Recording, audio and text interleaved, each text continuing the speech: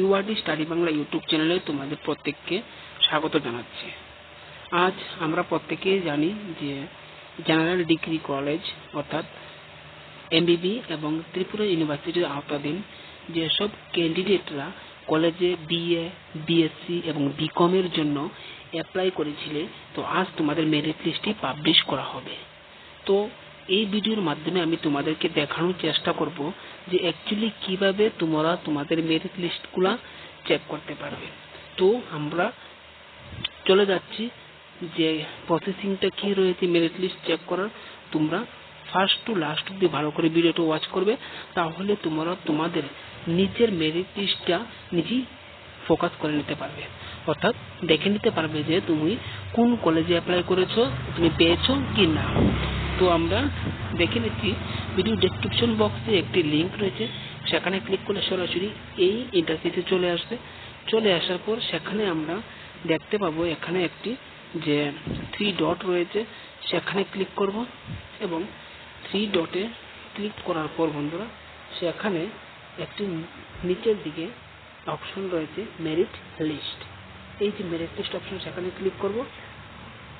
Merit list এই অপশনে click করার পর আমাদের সামনে সেখানে চলে আসবে merit list publish by college. Merit list রয়েছে institution name, college name, programme, link, এইসবগুলো বিভিন্ন বিষয় রয়েছে। তো আমরা সেখানে মেরিট লিস্টে ক্লিক করব। ক্লিক করার পর আমরা দেখে নেব যে ফার্স্ট কি রয়েছে এখানে মেরিট লিস্ট 1 ক্লিক করব। তারপর সেখানে রয়েছে আমাদের যে কোন ইউনিভার্সিটি, ত্রিপুরা ইউনিভার্সিটি আমরা সার্চ করে নেব। তারপর আমরা দেখে নিচ্ছি সেখানে কি রয়েছে, সেখানে রয়েছে কোন কলেজ আমরা অ্যাপ্লাই করেছি। আমি সাধারণত রাম ঠাকুর কলেজ দেখিয়ে দিচ্ছি তোমাদেরকে। এখানে সার্চ করে নেব রাম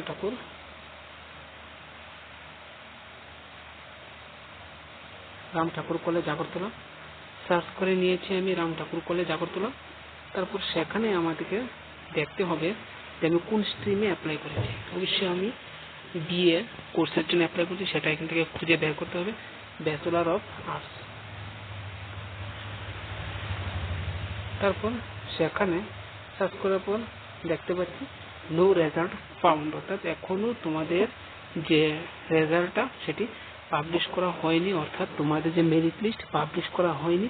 যখনই পাবলিশ করা হবে তোমরা এইভাবে নিজের মেরিট লিস্টটি চেক আউট করে নিতে পারবে।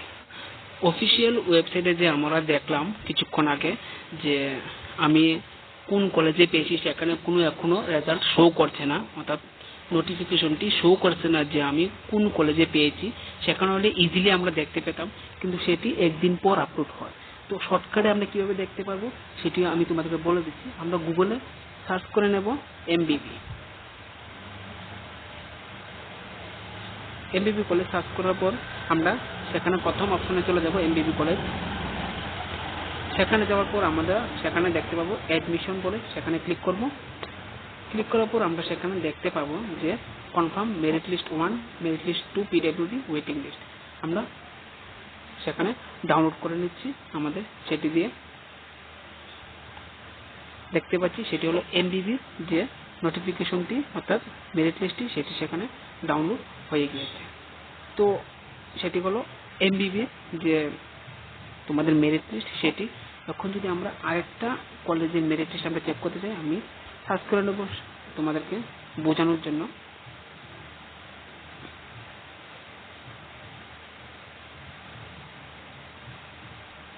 গভর্নমেন্ট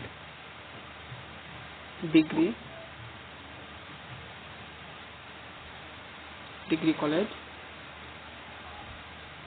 তেলিয়ামুড়া।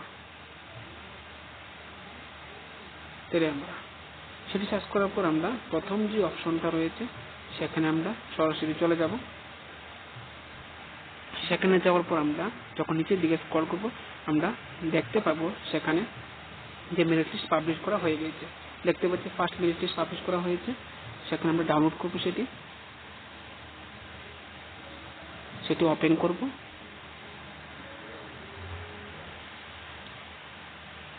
দেখো বন্ধুরা, গভর্নমেন্ট ডিগ্রি কলেজ তেলিয়ামুড়া যে মেজর কোর্সের জন্য তোমরা অ্যাপ্লাই করেছিলে সেটি সেখানে বেঙ্গলি বিভিন্ন সাবজেক্ট ওয়াইজ তোমাদের প্রত্যেকটা বিষয়ের মেরিট লিস্ট পাবলিশ করা হয়েছে। এইভাবে বিভিন্ন কলেজের নাম তোমরা সেখানে সার্চ করে অনায়াসে বের করে নিতে পারবে বন্ধুরা।